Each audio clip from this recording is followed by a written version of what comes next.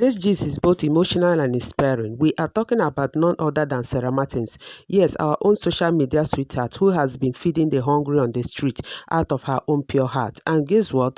Seyi Tinubu, the son of Nigerian president, just sent her 20 million naira to support her charity mission. God bless you, Mr. Seyi Tinubu. God bless you, sir. This means a lot and it will go a long way. I wanted to have something very small, just family. When you can start to let you know that you come and see. And they expect you to be able to get a shop with this. We want you to rent a proper space where the public health and safety will not be compromised, and where you can continue to harness your cooking skills, and then you can also continue to scale your production. He also says that when you do the shop, they will also take on the responsibility of cooking it with state-of-the-art industrial equipment. So this is just for you to get the shop. Sarah Martins has been running this street charity where she cooks for the hungry people. I'm talking about real people on the street: hawkers, beggars, bus conductors, mechanics, random passerbys, anyone who's hungry. She doesn't just post motivational quotes. She actually goes out there, set up her stove and cooks. Sometimes rice, sometimes beans, sometimes jollof, depending on what she can afford that day, and she doesn't charge a dime. But just recently, something sad happened. Some uniform tout, yes, uniform, came to where she was cooking, scattered everything, and even carried away her pot of food, her gas cylinder, her cooking utensils. Imagine that, a woman cooking for the poor, and people came to frustrate her mission. In that confusion, hot water even poured on her hand. She was left injured, shaking, and heartbroken.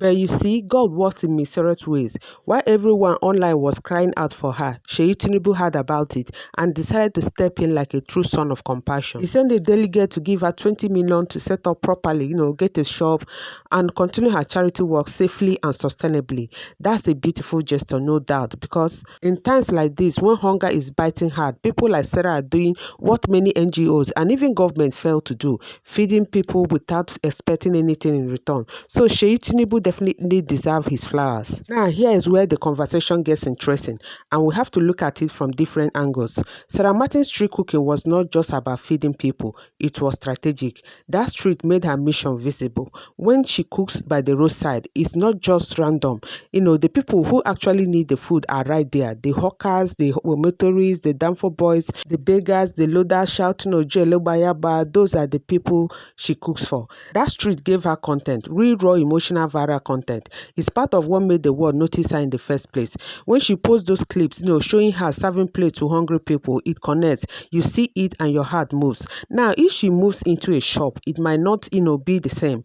Let's be honest. Shop bring rent, electrical bill, electricity bill, security, and most importantly, it might reduce that street connect she gets. The hungry on the street might not walk into the shop freely. The energy might change, but again, we also have to look at the safety, as relates to public health, theft activity, and even accident. So it's understandable if she gets a more secure base, maybe a small open space or a roadside outlet where she can still connect with the street, but have some form of protection and safety. Let's be real, visibility is everything in today's world. If Sarah had been cooking quietly in a hidden corner, nobody would have noticed her. But because she was visible, out there on the street, was getting support for what she's doing. Let's take some comment on this. Rita Doche said, "Sorry about that, Nemo." Sonny HLA official said, "While I sincerely apologize for what happened to you, I must also acknowledge that this idea of cooking on the road isn't the best. Nigeria isn't a zoo country.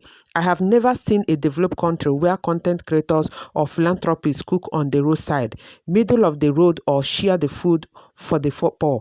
Let's be sincere, we always take advantage of ourselves in this country. Can this happen in Abuja? Can it happen in Ghana? Can it happen in Rwanda? At least I was there a few weeks ago. Or even the Oyibo country that we try to emulate. We understand that your content and intentions may be good for the poor and hungry Nigerians, but safety should always be prioritized. I condemn the action of the officers. A strict warning would have been employed.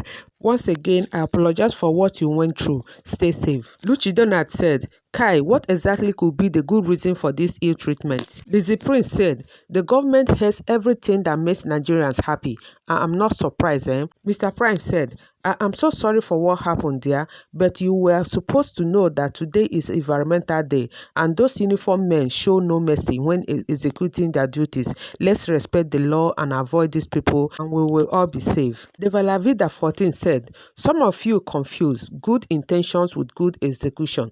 Both public safety and legality matter just as much as her generosity. Even though her intentions are good, how she is going about it raises serious safety, legal, and environmental concerns.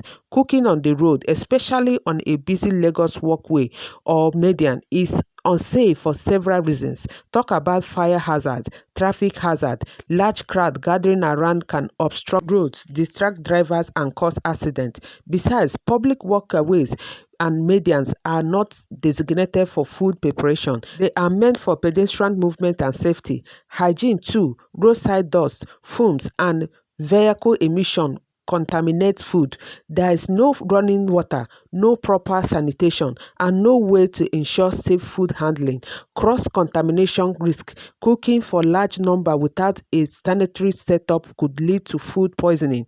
Legal and regulatory issues too. Even if she's not selling food, she's still handling and distributing consumables in a public environment which falls under environmental health and safety regulations. And I think she needs a permission. So ask yourself if what she's doing is safe and lawful. There are more sustainable ways to do these things, and she can even collaborate with Lagos State government to focus on hire and relief. Joy Dennis Venture says, so sorry there, it is well.